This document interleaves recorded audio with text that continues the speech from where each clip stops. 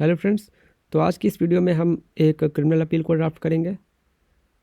तो ये जो क्रिमिनल अपील है ये हम लोग सीआरपीसी के प्रोविजंस में फ़ाइल कर रहे हैं।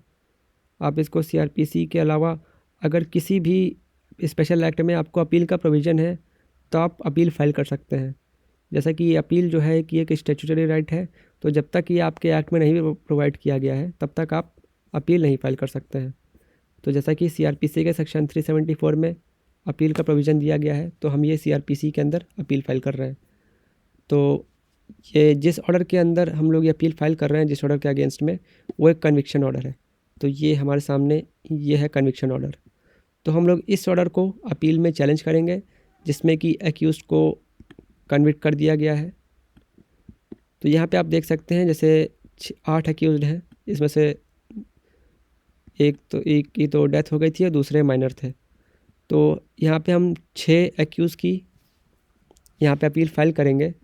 तो यहाँ पे चाहे तो हम एक साथ भी अपील फ़ाइल कर सकते हैं सबकी, या फिर सेपरेट अपील्स भी फ़ाइल कर सकते हैं। पर यहाँ पे हम सेपरेट अपील ही फ़ाइल करेंगे क्योंकि वो ज़्यादा सही है। तो देख लेते हैं कि अपील में कौन कौन से आपको कंटेंट ध्यान रखने होते हैं। तो ये है मेमो ऑफ अपील। इसमें आपको पार्टी डिटेल लिखनी होती है और ग्राउंड्स लिखने होते हैं। उसके बाद आ जाता है प्रेयर क्लॉज, ये इसकी प्रेयर क्लॉज है। और इसके बाद आ जाता है बेल एप्लीकेशन, और बेल एप्लीकेशन के बाद बेल के सपोर्ट में एफिडेविट आ जाता है। और उसके बाद आ जाता है dates and events. Dates and events के बाद इंडेक्स। मतलब ये तो ड्राफ्ट करने का एक तरीका है। बाकी इंडेक्स तो सबसे ऊपर आता है, उसके बाद डेट्स एंड इवेंट्स, उसके बाद जो भी इंडेक्स में लगा है वैसे ही लगा देते हैं। तो अब सबसे पहले देख लेते हैं कि जो अपील का मेमो है उसमें हम लोग को क्या क्या लिखना होता है। तो ये है मेमो का फर्स्ट पेज। तो इसमें पहले आपको यहाँ पे जो कन्विक्शन ऑर्डर है उसकी यहाँ पहले हम लोग डिटेल लिख देंगे। तो ये हमारे सामने है कन्विक्शन ऑर्डर। इसमें आप देखेंगे जज का नाम अपर सत्र न्यायाधीश। तो अपर सत्र न्यायाधीश को मतलब इंग्लिश में इसको बोलते हैं एडिशनल सेशन जज, कोर्ट नंबर 1। तो यहाँ से आप जितने जो भी प्रिसाइडिंग ऑफिसर है उनका नाम यहाँ लिख देंगे। उसके बाद जो भी सेशन ट्रायल है यहाँ पे लिखा होता है, ये सत्र परीक्षण संख्या यहाँ पे लिख देंगे। उसके बाद जो केस चल रहा था उसके बाद लिख देंगे arising out of case crime number, यहाँ पे लिख देंगे एफआईआर नंबर अंडर सेक्शन। यहाँ पे देख लीजिए, हो सकता है कि जो एफआईआर हुई है वो दूसरे सेक्शन में हुई है और जो ऑर्डर पास हुआ है उसमें अलग सेक्शन है। तो आपको जो यहाँ पे सेक्शंस लिखने हैं या आपको जो कन्विक्शन ऑर्डर में लिखे हैं आपको वो सेक्शंस यहाँ पे कोट करने हैं। तो जैसे ये जजमेंट में जो सेक्शंस लिखे गए हैं हम लोग उसको कोट करेंगे। जबकि जो एफआईआर थी, एफआईआर में आप देख सकते हैं 304 नहीं लगाया था, ये देखिए। उसके बाद हम आ जाते हैं हेडिंग डालते हैं जैसा कि डाला जाता है। उसके बाद क्रिमिनल अपील का हेडिंग डाल देंगे। उसके बाद आते हैं अपीलांट पे। तो यहाँ पे हमने अपीलांट को लिख दिया। उसके बाद वो कब से जेल में है ये आप लिख देते हैं। तो ये जजमेंट में हमेशा लिखा रहता है। हो सकता है कभी जिस दिन ये हो सकता है अगर एक्यूज्ड बेल पे है तो जिस दिन ये कन्विक्शन ऑर्डर पास होता है उस दिन वो जेल में चले जाते हैं। तो अगर आपको पता है कि जेल में कब से है तो यहाँ पे आप लिख देंगे। और उसके बाद इसमें 2 पार्टी बनती हैं अपोजिट में, पहला स्टेट रहता है, दूसरा कंप्लेनेंट।